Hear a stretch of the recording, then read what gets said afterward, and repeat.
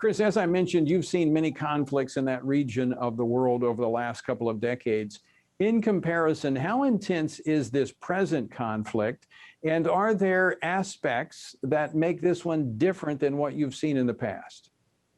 Yes, there are, Tony. I think one thing, I think the intensity of this conflict, unlike other conflicts, especially with Hamas and other Islamic groups in Gaza, is the intensity.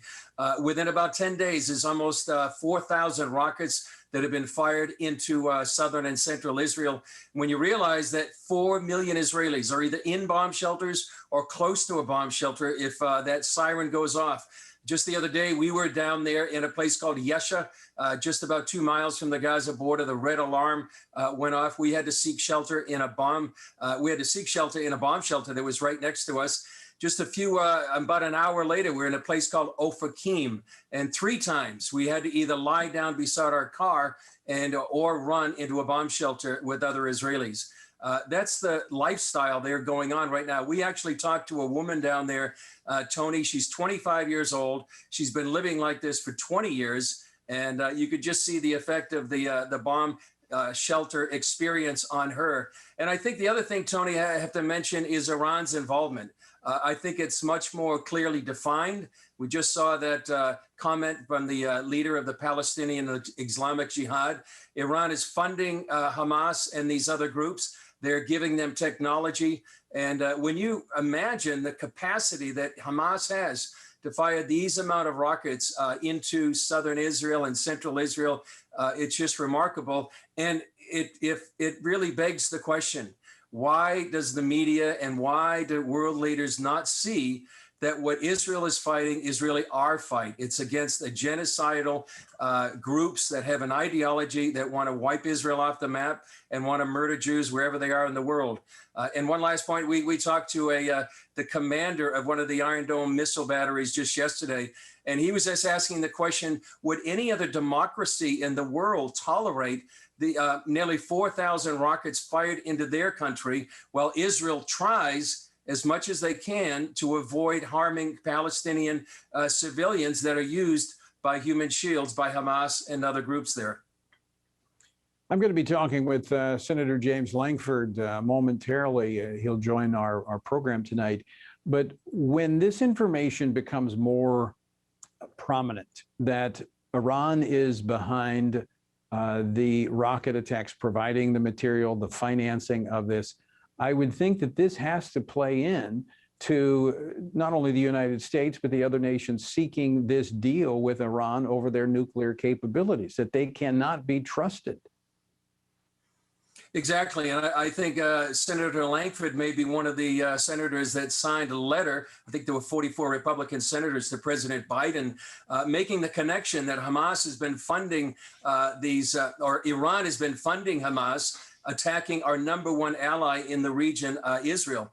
And when we did that interview with Ambassador Ron Dermer, you saw, it really begs the question as well, why are we negotiating with Iran that is funding Hamas and perhaps lifting sanctions to give economic relief to a government that is pursuing nuclear weapons, not just to fire 4,000 missiles, but maybe a dozen or so atomic weapons against the Jewish state. And so the connection with Iran is very important here, and the funding, the possible economic sanctions relief to the Islamic Republic of Iran is a very, very important topic that needs to be addressed.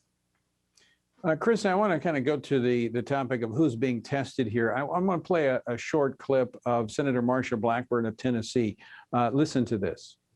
What President Biden needs to realize is whether it's Hamas or Hezbollah, or for that matter, China, they are going to test him. Right now, he is perceived as being a weak leader. He is perceived as not making decisions himself. And so you're going to have people test him, and that is what we see going on. He should let it be known the United States will stand without reservation with the nation of Israel. Chris, is this a test of the Biden administration? Very much so, Tony. And I think here in the Middle East, one thing that really makes a difference is projecting strength. And if you don't project strength here, weakness is apparent, and it will be tested. And I think that's exactly what's happening here. The Biden administration really is split. You can see politically between those on the left side and the progressive side of the Democratic Party that are pulling him away from a robust and resolute stance with the state of Israel. And so I think those things they understand here what weakness means, and they will test that. And they know as well what's going on inside the White House, as well as the political tension that President Biden is experiencing between perhaps a traditional Democratic stand with Israel now being pulled away from the state of Israel. Chris, one final question for you. Rumors that there may be a ceasefire in the works, but is it your understanding or your observation that most likely we're not going to see a ceasefire until Prime Minister Benjamin Netanyahu and his team see that they have degraded the ability of Hamas to attack Israel? That's what I would expect right now, Tony. I know today that Prime Minister Netanyahu spoke with representatives of about 70 nations and made the case that Israel needs to do what it can to degrade and possibly conquer. He went so far as to say that Hamas. And I'm sure he made the point that any other democracy in the world wouldn't tolerate 4,000 rockets fired into their territory without responding robustly to protect their citizens. So I would think they're going to do everything they can to make sure Hamas cannot launch this kind of barrages against their civilian population, millions of Israelis, anytime soon.